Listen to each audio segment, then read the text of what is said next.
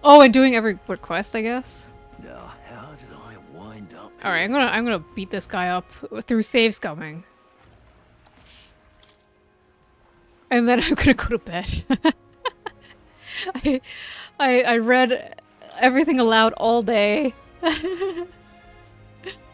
how did I wind up here? Let's beat him up, beat him up, beat him up!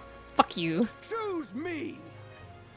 The world I want is a complete and utter meritocracy.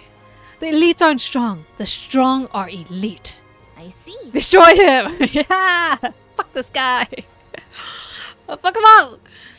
I see. So that's what they're basing their campaigns on. Hey, why don't you debate that candidate? If you can lower their candidate's support, you might be able to win Louise's trust. Wait, isn't this Louisa's man though? Why would it be? Oh, you gotta go? Okay, good night. Early good nights. I'll beat him up in your name, Keita. Are we part of the same team now? Why would I be debating with him? Whatever. It's a good opportunity to hone your skills. If you can put the future you're imagining into words, I'm sure people will follow you.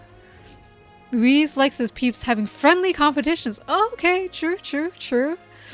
I'll beat him up for Louise! If I enter the debate here, my eloquence and imagination should increase. Let's go. If it goes well, I think you might even get some donations. Let's fucking do it. What business do you have with me? What's this? Come to tear me down a peg, have you? If it's a battle of words you want, I accept the challenge. I prefer to strike with more direct methods, but I'll spare you for Count Louise's sake. You'll realize soon enough that I am the rising star. Your little help anyone in need shtick is a farce, and I can't believe anyone is falling for it. I'll make sure you pay for it tenfold. Choose me! When I take my place upon the throne, I will reform this rigged society into a true meritocracy. We live in a society where tribe and family name matter more than will or ability.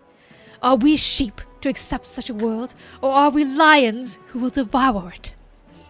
As king, I appoint only those who can demonstrate true strength, even those of inferior birth.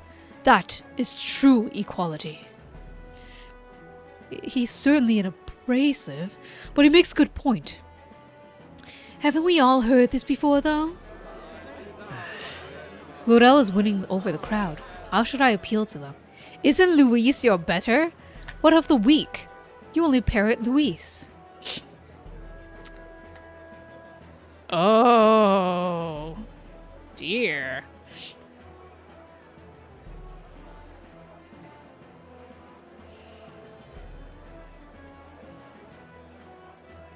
Well, I have saves coming on my side. Hang on. If you really believe in meritocracy of strength, then shouldn't Louise be king? No. That's precisely what the tournament for the throne is about. If Louise earns his victory, then so be it. So, Glotto truly does believe in equality. Just like Lord Louis, and he announced his candidacy, despite all the risks. I appreciate his bravery. Fuck! Will seems like he has nothing to counter that. Did he just come here to promote Louise or what? Farewell. Ha! This is what happens when you challenge someone beyond your stature. I should have just went, what about the weak? Because that's honestly the right answer. That debate wasn't your finest hour, but we're just getting started. Now then. Eloquence. Ooh! I think this is what we need for Stroll's thingy. Why that? I'll read that after I win the battle! Shakes fist. Time marches on, and the age of a new king draws nearer.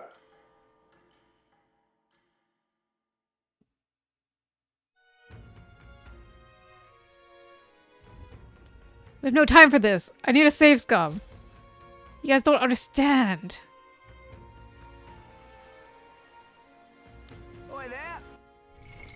What now?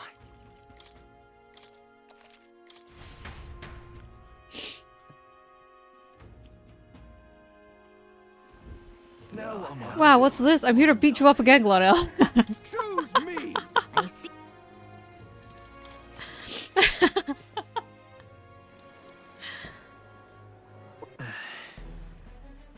And what of the weak? Hang on. Not everyone meets your definition of strength. What will happen to them? As long as they know their place, the weak will be protected. Those who can't lead will serve. And when everyone fulfills their roles, we can all live in peace. Isn't that exactly the same thing that's happening right now? God knows I'm not fit to lead, but if the strongest amongst us were issuing the orders, I suppose we can trust them. Will is just showing how weak his ideas are. What? Farewell. Wow, really? Now then. That's insane. I can't believe that wasn't the right answer. Time marches on, and the age of a new king draws nearer. I'm sorry, Prince. I have to save scum the maximum amount of times in order to get you a wig. He sleeps and judges me. Wait! He better not have some kind of like... in his sleep, he's still conscious and seeing everything. He better not be the face in the sky watching us also. I'm gonna be... Don't look at me, I'm hideous.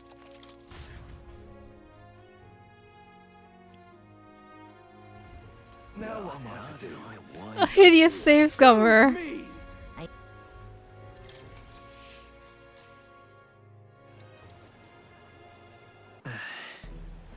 Really, the Hang on. Your words are mere echoes of Louise. Do you have any original ideas? What? But my words? You don't understand. Count Louise and I have simply come to the same conclusion. If that's the case, I honestly rather support Lord Louis. Right, I have the same feeling as Will. Glad it wasn't just me. Damn it! Of course these fools wouldn't understand. I knew it! What an amazing debate! That didn't take 3 tries. Glodell was seething.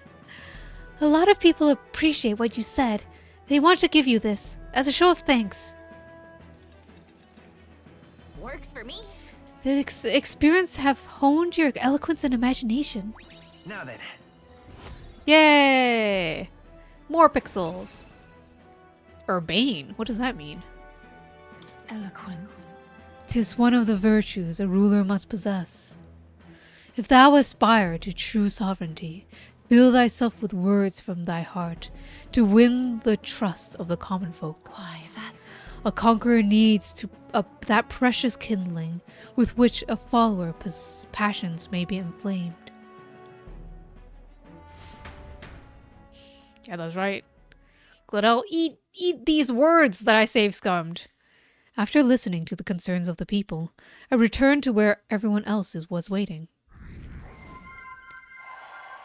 Hey! Time marches on, and the age of a new king. Ikaru, I need to sleep! But alright. I guess I'll continue the story from last time. Somehow. Word is, a great number of people's... Oh gosh. A great number of city soldiers have been injured. 'Twould seem they'd had a run-in with a human. The group that was attacked was compromised mainly of new recruits. Compromised? Comprised. I'm reading everything wrong, and you want a bedtime story like this? The group that was attacked was comprised mainly of new recruits, out on a training exercise. Many of their injuries are quite grave, I'm afraid. How horrible. Is there nothing we can do to help? That reminds me. We've already taken a related request, haven't we? Let's gather those medicinal ingredients so that they can treat the injured.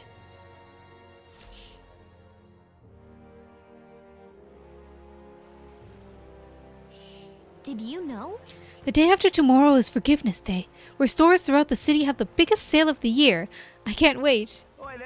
Ah, day after tomorrow is Forgiveness Day. Alright. What now? But for now, speepy time. Saving over my Glodell debate failures. And then we do a bedtime story. Yep. What now?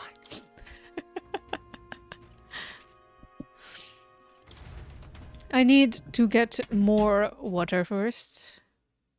And then, story time.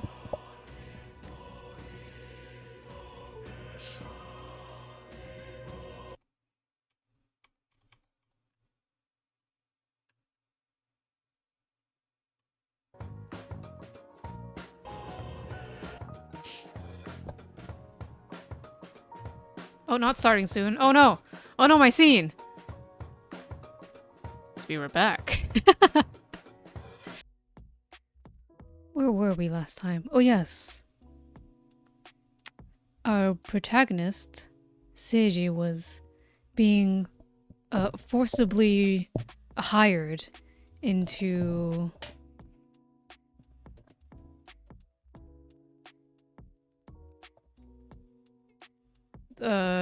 something supernatural. We haven't quite figured out what it is. Seems like mystery supernatural stuff is going on by the shop owner Shiroshi. Very strange. Not Western cafe that he magically stumbled into.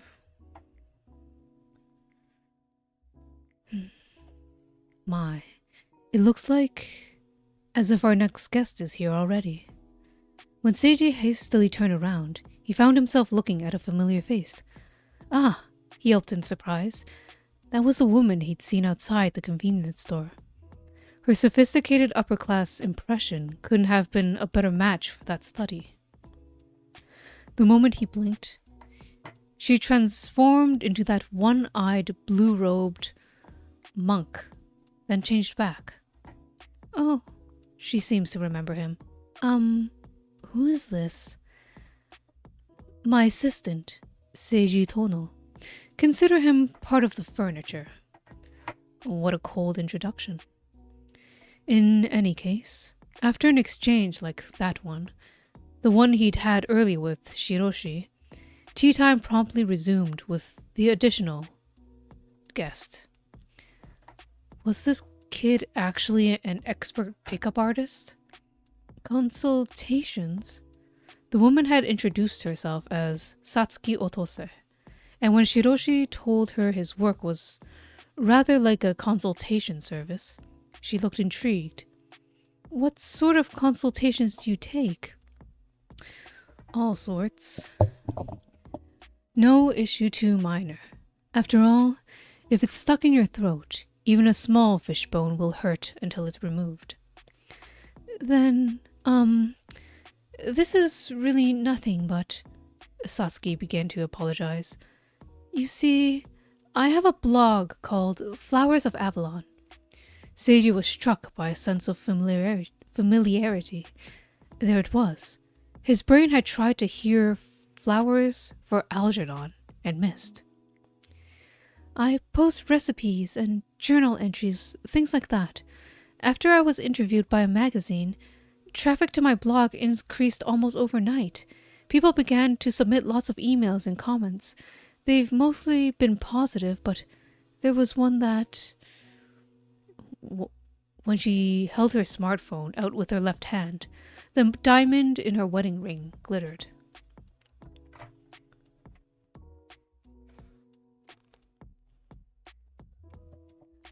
The screen showed an email inbox. She clicked on one of the messages, opening it. Both the subject line and the message field were blank, but there was an image attached. She opened the attachment. A soft, "Oh no," escaped Shiroshi. That certainly is peculiar. Whoa, no kidding. Peeking in from the side, Seiji grimaced. They were looking at a line of text that read, "Want to hang yourself?" The character seemed to have been scrawled on a sheet of loose-leaf notebook paper, then photographed with a digital camera or smartphone. That would have been unsettling enough. On top of that, I see. Mirror writing. The scribbled letters were flipped, left to right, reflected in a mirror. They would have reflected in a mirror. They would have appeared normal. As you can imagine, I was disturbed.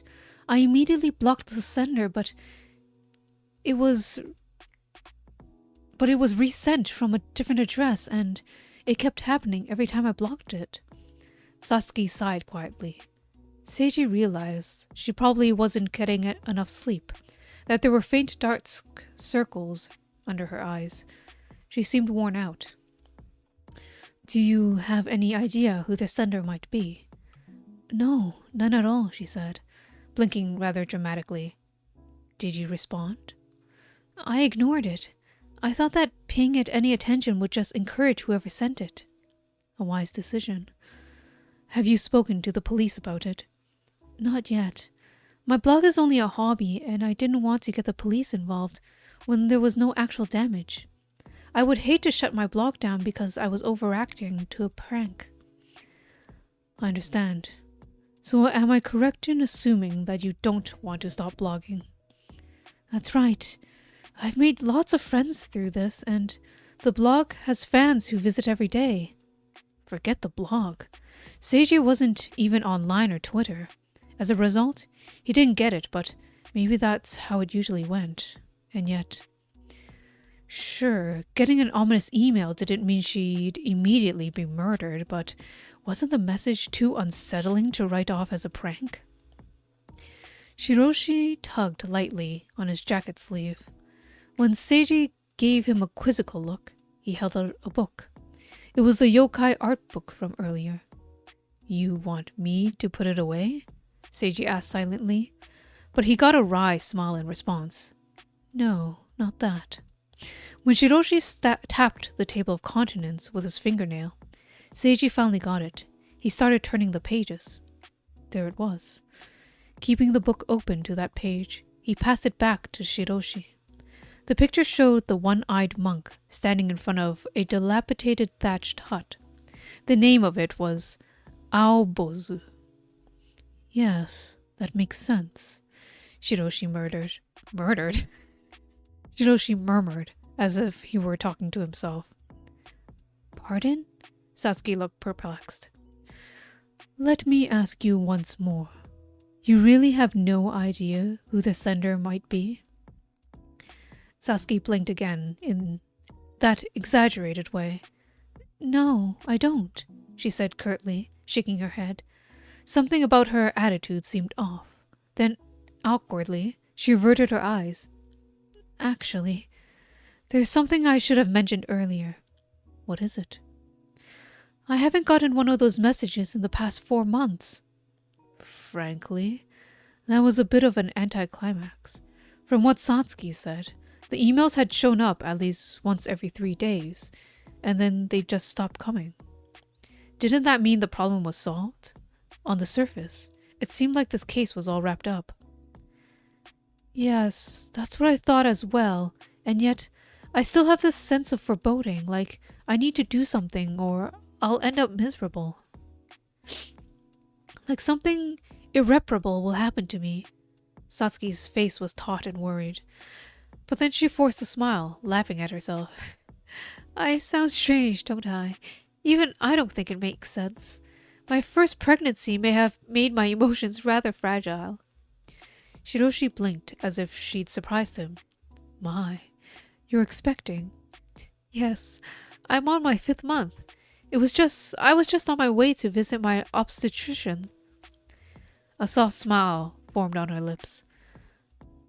The hand she pressed to her belly seemed even gentler than a mother bird caring for an egg.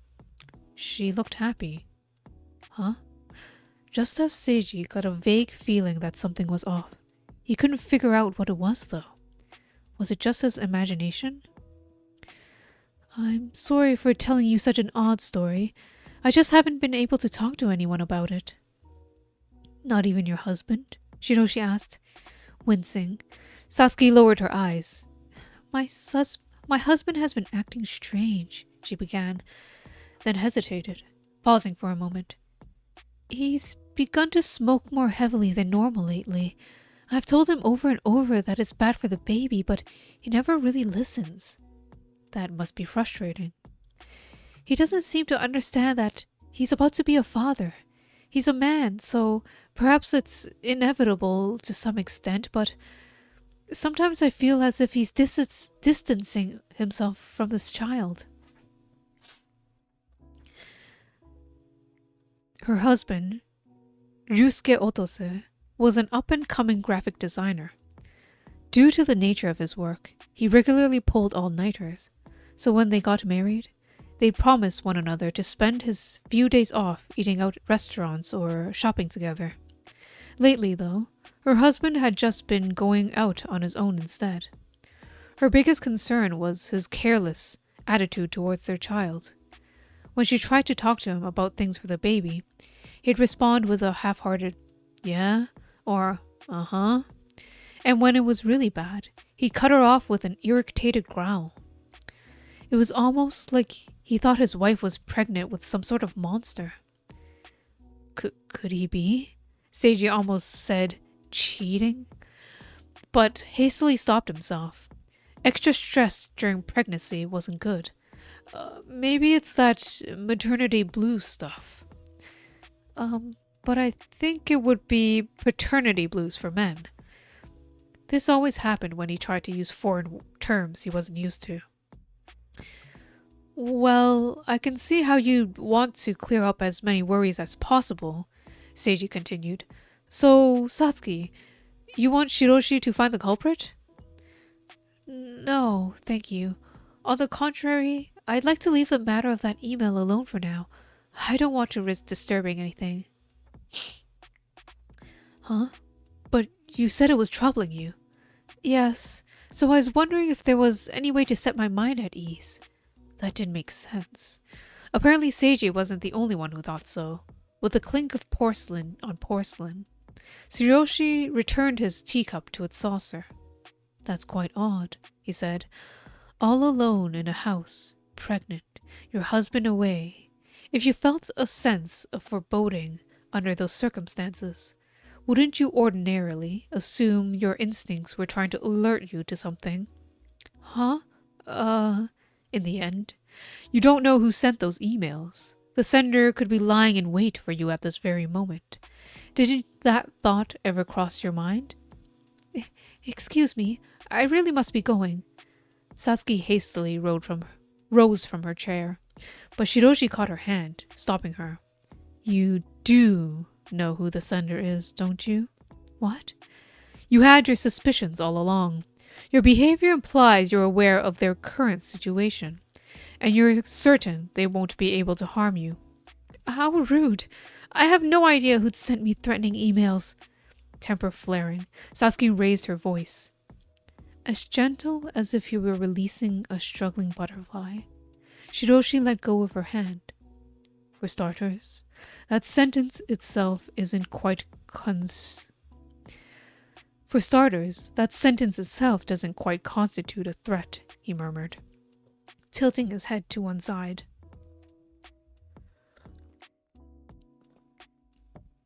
At first glance, the phrase, want to hang yourself, does appear to be a threat, something akin to die or I'll kill you. However, strictly speaking, it's an invitation. The latter is an order or statement of intent, while the former lets the recipient decide whether to accept or refuse. Now that he mentioned it, he was right. One might even interpret it as an invitation to hang yourself with the sender.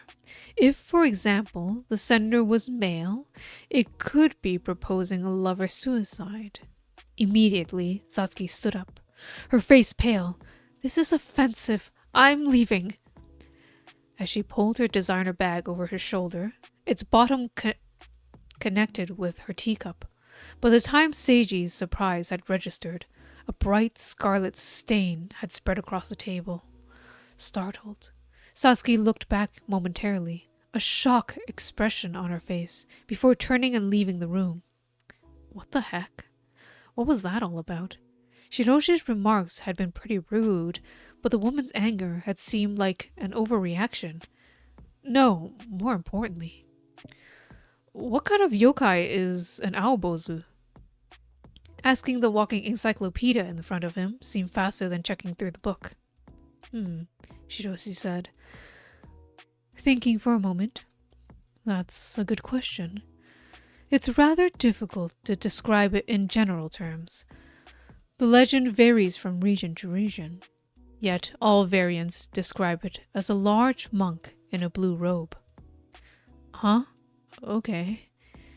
In the folklore of Kagawa Prefecture, however, we find the following anecdote.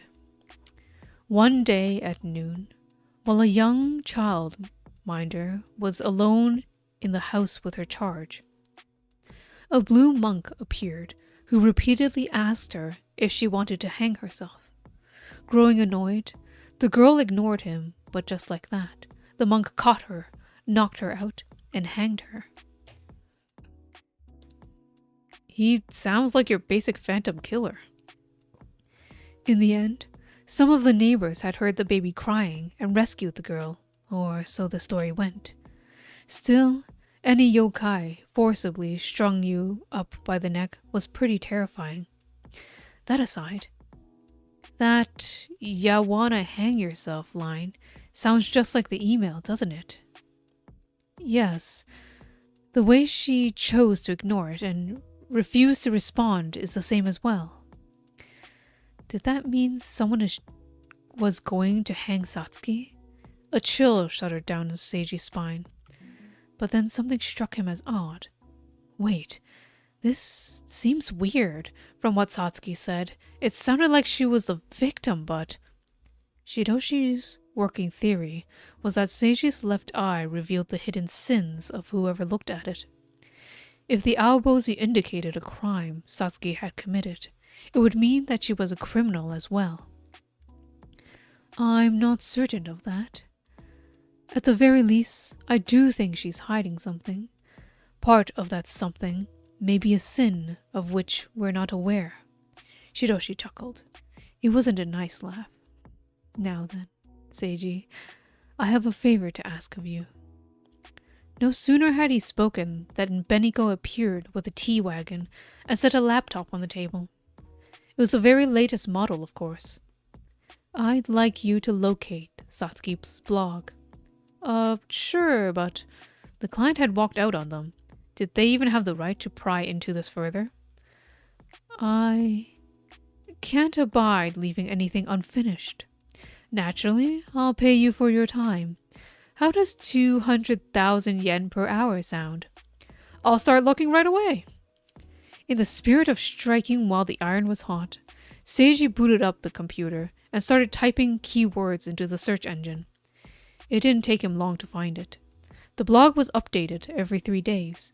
There was a health-conscious recipe such as refreshing vegetable sandwiches on specialty whole wheat bread and fresh pasta with herbs and tomatoes, with a few essay-style journal posts sprinkled here and there.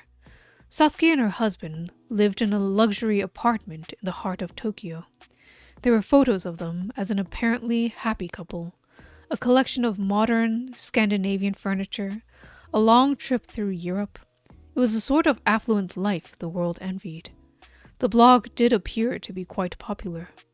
Each post had positive comments on it, such as, "You and your husband look so happy," and "I would love to live like this."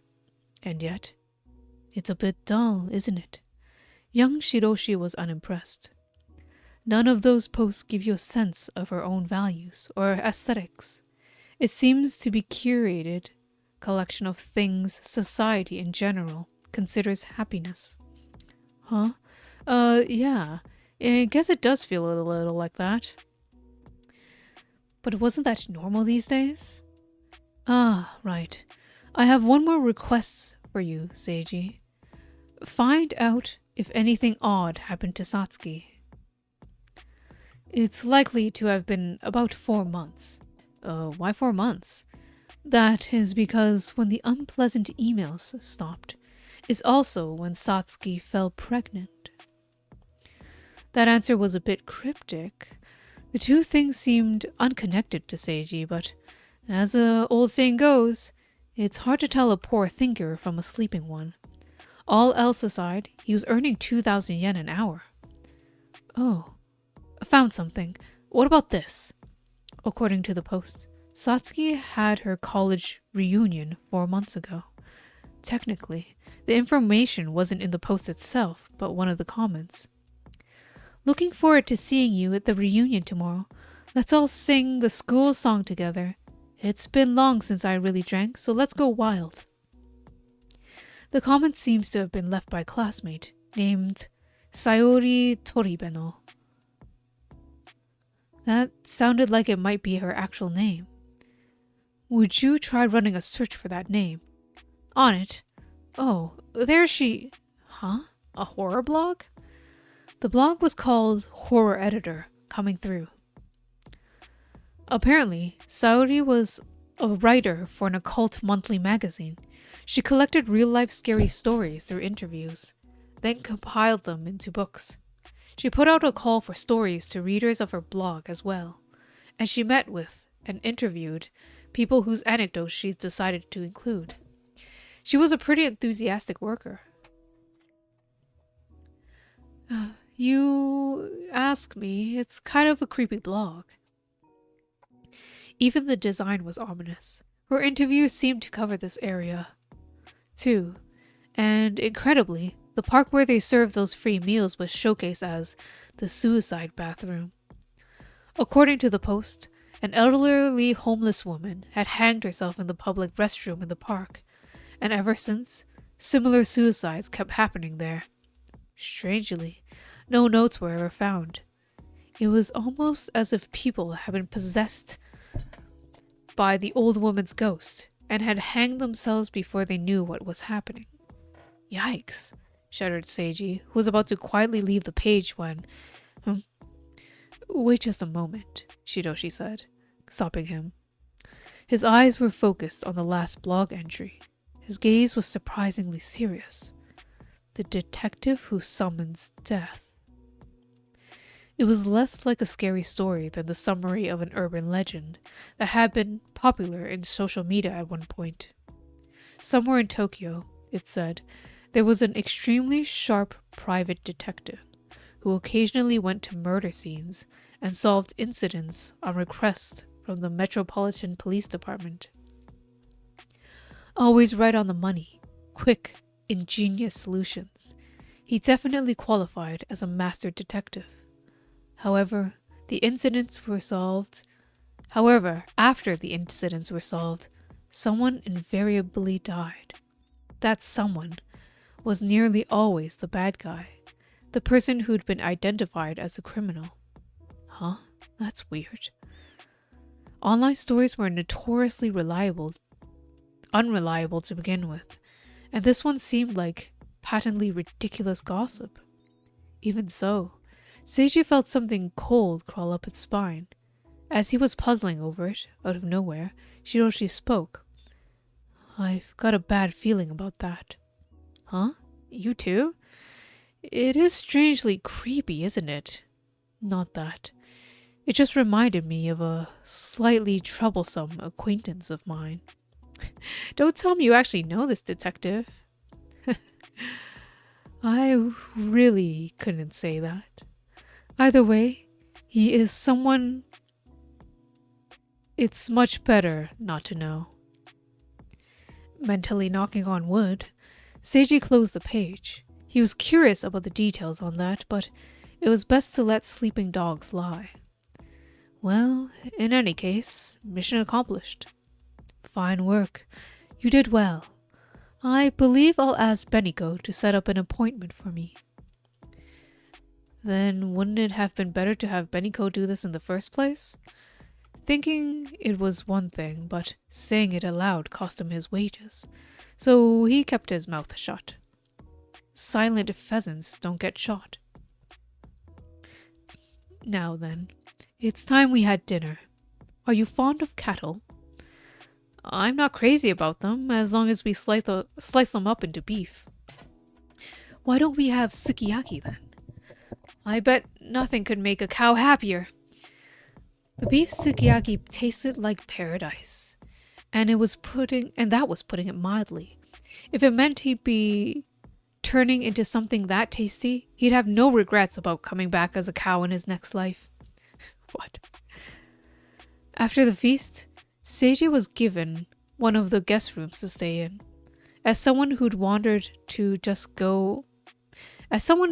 had nowhere to go just a little while earlier, he couldn't have been more grateful. The house seemed to have been furnished in two styles: traditional Japanese to the left, and the entrance hall, and European to the right. The room Seiji had been assigned to was the Western-style one on the far right of the second floor, while the baths on the far left side of the first floor were purely Japanese.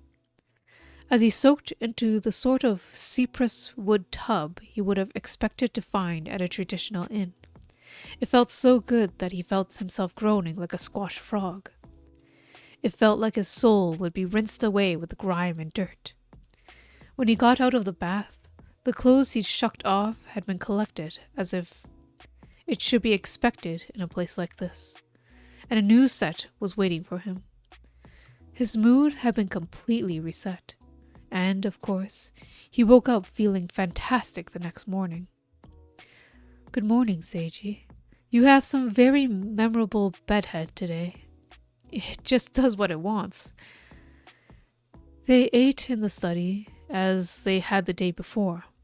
The table was covered with omelets, pancakes, and other Western-style dishes, as he was cheerfully putting away a piping hot pancake. Shiroshi broke the silence. Were your accommodations comfortable? If there's anything you need, don't hesitate to mention it. If Seiji had been a 3-year-old kid, he would have immediately started yelling, "Adopt me!" Sadly, he was a 22-year-old kid, so he limited himself to asking if there were seconds on the pancakes. Once they'd finished, Shiroshi started another conversation. By the way, Seiji, regarding the matter of Satsuki, apparently, he'd managed to get an appointment with the editor, Saori Toribeno. He said they'd arranged to meet at a cafe in front of the station in a little while, but if possible, I'd like you to join us. Huh? What should I do specifically? Well, let's see. Do you think you could sit beside me and nod with a knowing look on your face? Right, that's settled. He'd bravely go full-on yes man.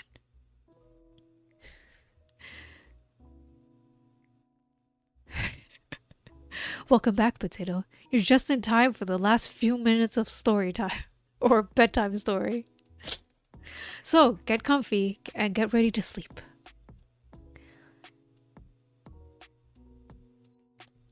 Three hours later, they were on their way to the cafe. Although Beniko ordinarily did the driving, she happened to be away on other business that day, so they called a taxi to take them instead.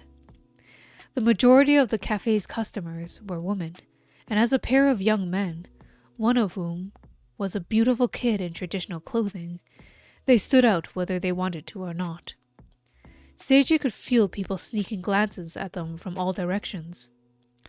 We're here to meet someone, Miss Toribeno. Yes. She's sitting at the table at the back. Follow me, please. The table for four already had a cup of black tea sitting on it. The woman who'd been waiting rose smoothly to her feet and nodded at them. It's a pleasure to meet you. I'm Saori Toribeno, and you must be Shiroshi Saijo, correct? She's dressed in a suit, and her long hair was tied back. Seiji didn't see a trace of the ghastliness he'd expected from her job title. She looked like a very serious office worker. Giving them a classic customer service smile, she offered them her card. After they'd finished their brief introductions, she said, "Thank you for your email yesterday. The story you submitted was very intriguing, and I'd love to hear the details." "Ah, I'm sorry. As it happens, I owe you an apology," Shiroshi began honestly, giving a light bow. He confessed that the story he submitted had been complete fiction. He actually arranged to meet with Saori because he wanted to ask her a few questions. "I see." Saori resettled herself in her chair, looking bewildered.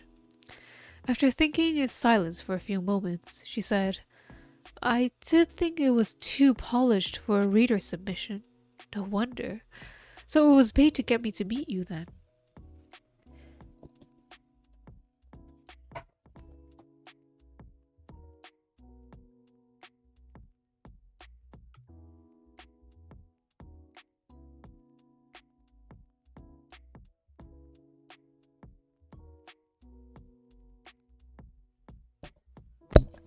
Oops.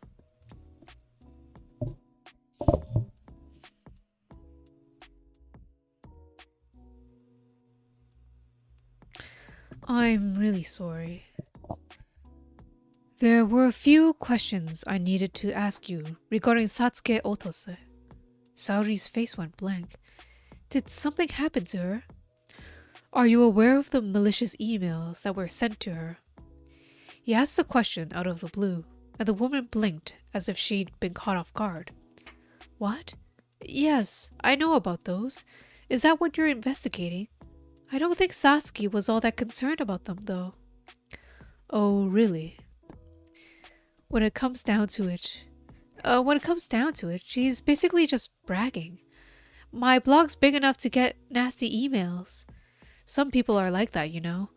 They come to you for help with a stalker, but all they really want is for you to know how popular they are. My, that's quite a scathing assessment. Seiji thought he knew what she meant, though. The various posts on that blog could easily have been written just to showcase how happy Satsuki was. "So, you're a detective then? Did Satsuki hire you personally?" "No, it's not like that." "So that means it was someone else. Who? Her husband?" "I'll leave that up to your imagination." "Oh yeah? That's pretty cagey of you." Saori raised one eyebrow ironically, looking unamused. But she didn't reject Shiroshi outright. He looked like a highborn son of a distinguished family, and she probably wasn't sure how she should treat him. Conversely, Seiji was used to getting treated more casually than a tissue.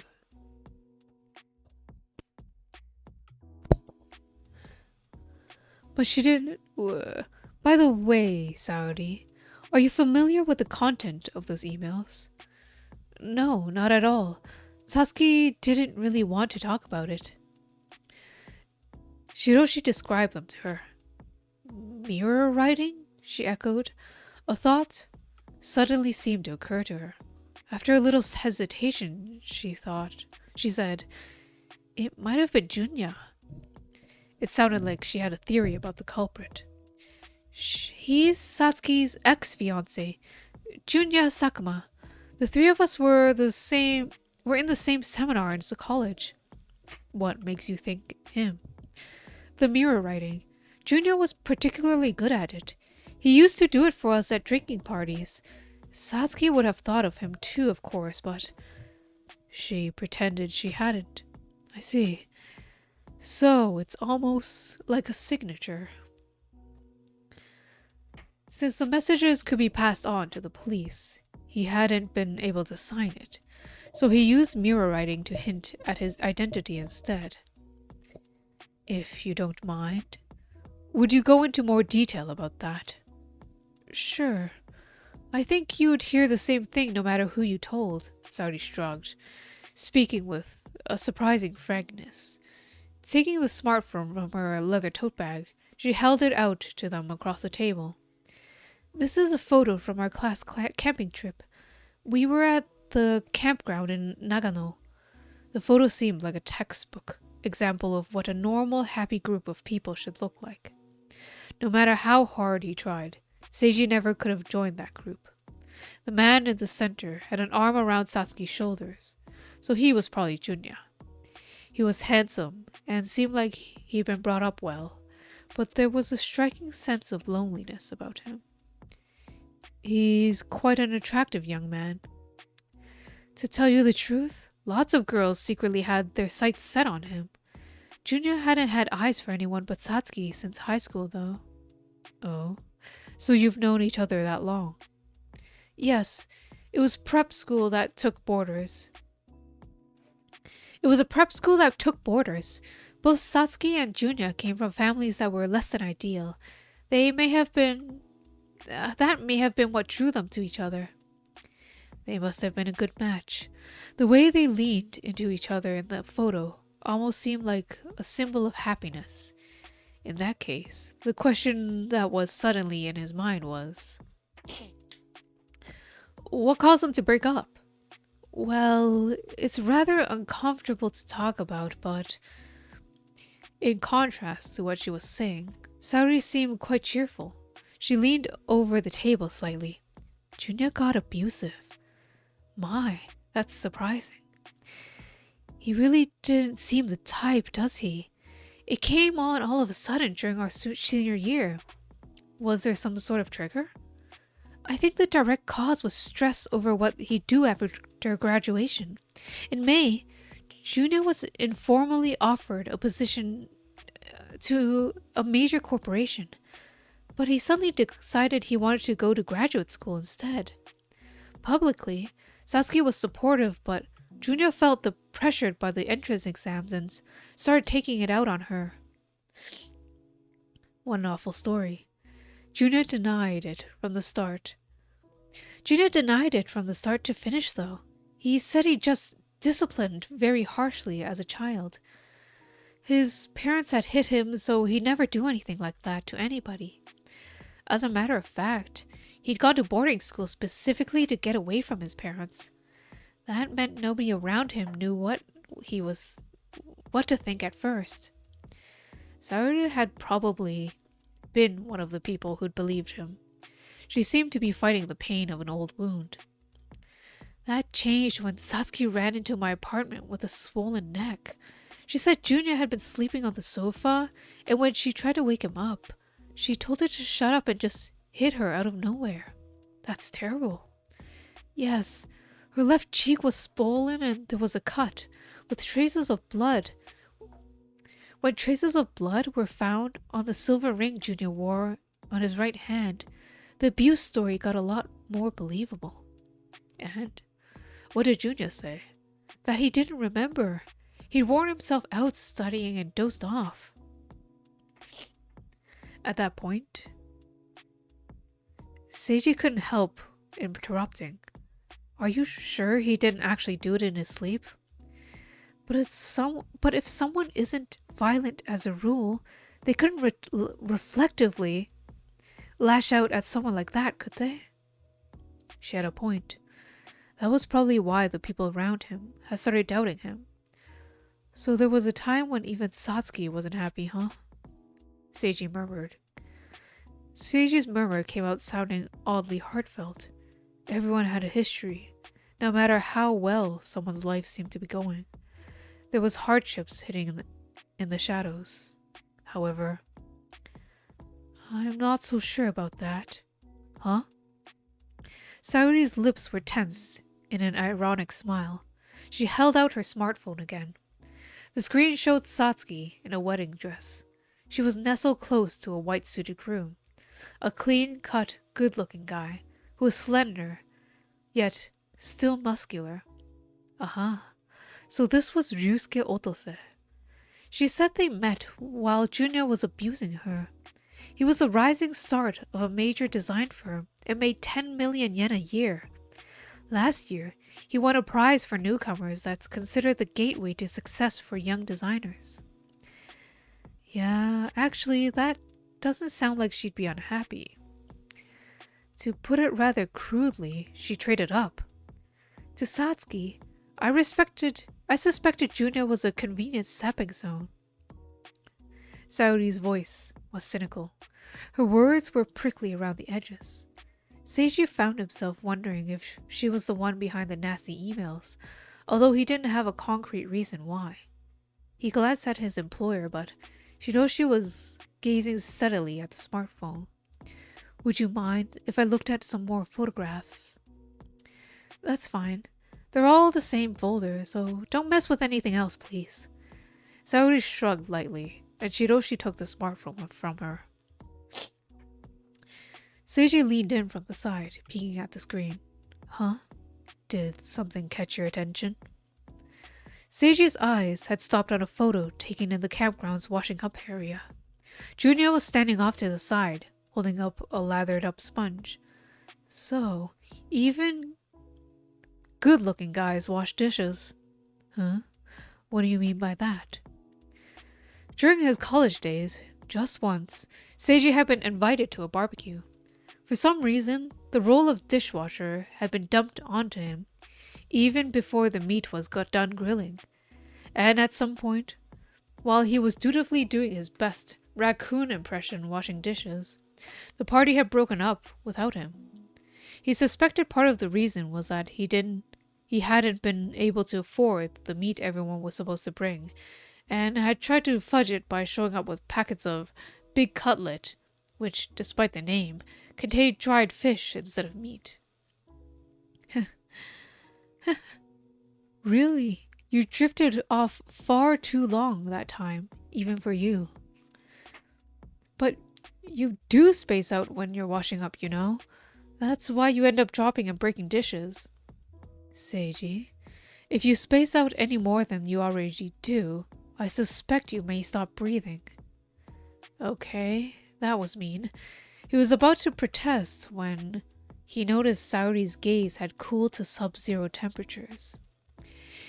In cold like that, he could probably have hammered a nail with a banana. Hastily, he shifted his focus back to the smartphone. Oh, actually, he's not washing dishes in the photo, is he? He's writing something down with his left hand. It seemed like Junya had gotten a call in the middle of cleanup. With a soapy sponge on his right hand and a smartphone wedged between his shoulder and ear, Junya was desperately taking notes. It wasn't as if Seiji had any right to talk, but the guy seemed like kind of a klutz. I'm sorry, what was that? Shiroshi asked, looking suddenly serious. Taken aback, Seiji blinked. Huh? He's not washing dishes, he's taking notes with his left hand. Ah, yes, I understand. Shiroshi nodded as if something had clicked into place for him. His mood was better than Seiji had ever seen it. You do notice some uncommon things, Seiji. Huh? I do? Yes, you're amazingly off-kilter. Why did that not seem like a compliment? Did you find something in the photo? Saori had leaned over to look at the screen. She didn't seem to get it either. Just a minor detail that caught my attention. Do you suppose you could email that photograph to me? I don't mind, but don't use it for anything weird. Thank you very much. Oh, send it to this smartphone if you would. The phone Shiroshi held out was Seiji's. It had been sitting on the table. Apparently he was what's mine is mine, and what's yours is also mine kind of guy. And what became of Junya after that? The seminar got too uncomfortable for him to keep going, so he quit. From what I heard, he eventually ended up moving back home. My. Then is he still living there? No idea. Rumor has it that he's been depressed and doesn't leave the house anymore. He's really come down in the world. That's on him, though. Don't you think?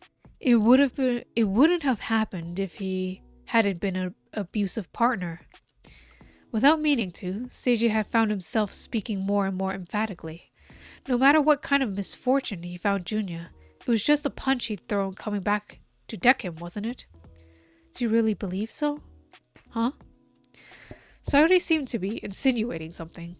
Her cheeks spasmed, twisting. She'd been smiling. Leaning farther over the table, she lowered her voice to a conspiratorial whisper. You see, Satsuki's got a little quirk. She's had it for ages. She hadn't noticed, but whenever she tells a lie or covers something up, she blinks harder, like this. She demonstrated, blinking dramatically. Oh. He recognized that gesture. He'd seen it yesterday, but Satsuki had been talking with Shiroshi about the malicious emails.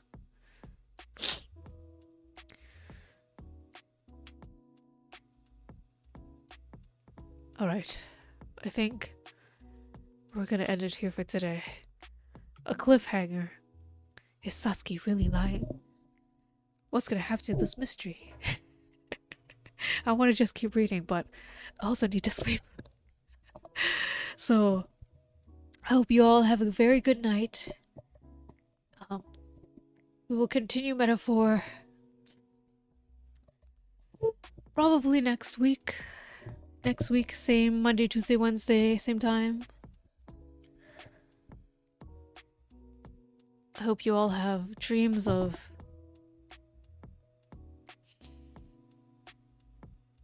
I don't know, happiness, fluffy cats, sleeping in the clouds, but nice clouds that won't drop you out of the sky.